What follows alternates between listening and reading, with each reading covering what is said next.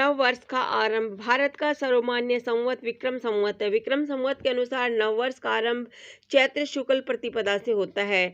ब्रह्म पुराण के अनुसार चैत्र शुक्ल प्रतिपदा को ही सृष्टि का आरंभ हुआ था और इसी दिन से भारतवर्ष में कालगणना आरंभ हुई थी। यही कारण है कि ज्योतिष में ग्रह, ऋतु, मास, तिथि एवं पक्ष आदि की गणना भी चैत्र शुक्ल पक्ष की प्रतिपदा से ही होती है।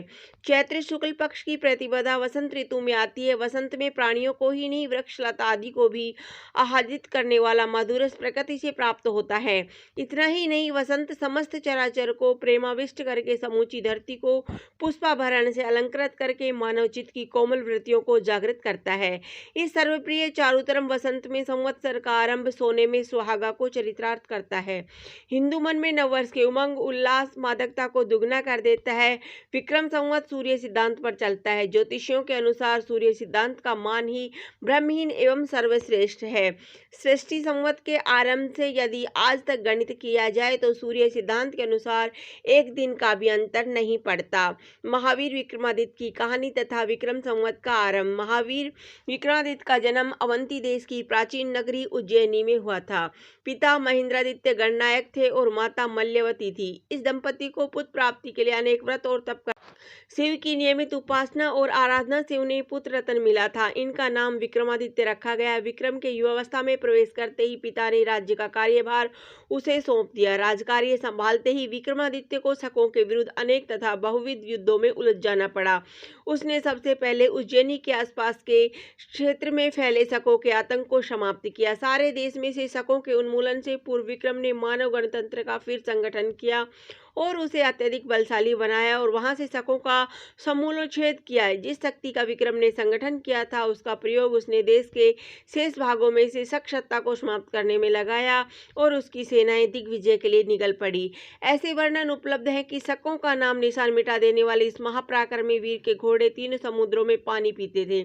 इस दिग्विजयी मालव गणनायक विक्रमादित्य की भयंकर लड़ाई सिंध नदी के आसपास करूर नामक स्थान पर हुई। शकों के लिए इतनी बड़ी पराजय थी कि कश्मीर सहित उत्तरापथ विक्रम के अधीन हो गए। इसके बाद से विक्रम संवत का आरंभ हुआ।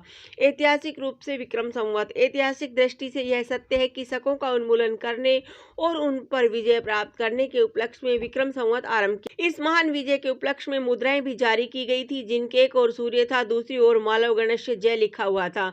विदेशी आक्रमणकारियों को समाप्त करने के कारण केवल कृतज्ञतावश उसके नाम से संवत चलाकर ही जनसाधारण ने वीर विक्रम को याद नहीं रखा, बल्कि दिन रात प्रजा पालन में तत्परता पर दुख परायणता, न्यायप्रियता, त्याग, दान, उदारता आदि गुणों के कारण तथा साहित्य और कला के आश्रयदाता के रूप में भी उन्हें स्मरण किया जाता है। वर्ष प्रतिपदा के महत्व के कुछ अन्य कारण भी हैं। नए वर्ष मनाने के अनेक तरीके। आंध्र में यह पर्व उगादि नाम से मनाया जाता है। उगादि का अर्थ है युग का आरंभ अथवा ब्रह्मा जी की सृष्टि रचना का प्रथम दिन।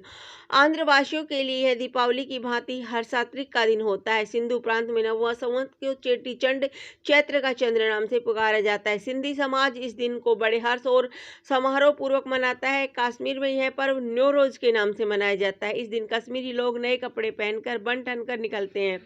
घर के बड़े लड़के लड़कियों को हाथ खर्च के तौर पर कुछ पैसे मिला करते। इसी तरह हर राज्य के लोगों का अपना तरीका होता है नववर्ष मनाने का। सभी लोग बड़े ही आनंद के साथ नववर्ष का आरंभ करते। आज के युग का नववर्ष। आज के युग नववर्ष बड़े उत्साह के साथ मनाते हैं। युवा अपने मित्र के साथ नववर्ष मनाते हैं, वहीं बड़े बुजुर्ग घर में बैठ अपने परिवारों के संग नववर्ष की शुरुआत करते हैं। कई लोग अपने मित्र तथा अपने परिवार के साथ लंबी छुट्टियां लेकर घूमने जाते हैं। कई लोग नए साल की पहली सुबह मंदिर जाके भगवान से पूर्ण वर्ष खुशहाल जीवन की प्रार्थना करते हैं। उपसंहार। नववर्ष मंगलमय हो, सुख समृद्धि का साम्राज्य हो, शांति और शक्ति का संचरण रहे, इसके लिए नव संवत पर हिंदुओं की पूजा का विधान है। इस दिन पंचांग का स्मरण और दान का विशेष महत्व है। व्रत, कलश स्थापन, जलपात्र का दान, वर्ष फल स्मरण, गत वर्ष की घटनाओं का चिंतन तथा आगामी वर्ष के संकल्प इस पावन दिन के महत्वपूर्ण कार्यक्रम माने। आज सभी धर्म में नववर्ष की आस्था है, श्रद्धा। इसलिए नववर्ष अथवा नया साल अथवा न्यू ईयर उमंग और उत्साह से नववर्ष मनाना और मानना भी चाहिए। संबंधियों तथा मित्रों को ग्रीटिंग कार्ड भेजना तथा शुभकामना प्रकट करना हमारे स्वभाव का अंग होना चाहिए। इसी से हमारे समाज में पहले से ही विद्वान परंपरा का निर्वाह करते हुए शुभ संस्कारों का विकास होगा और हमारी भारतीय अस्मिता की रक्षा भी होगी। धन्यवाद। जय हिंद, जय भारत।